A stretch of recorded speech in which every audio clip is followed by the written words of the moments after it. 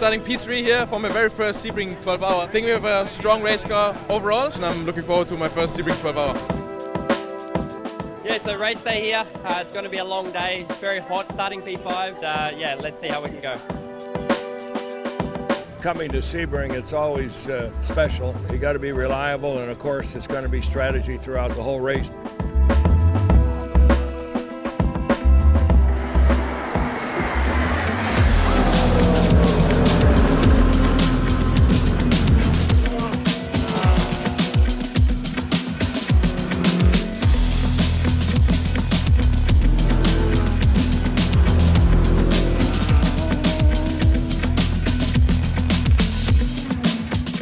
A little bit off cycle at the moment, but drivers did a great job and we catch some position. It's still early and we are trying to tune it according to the end of the race.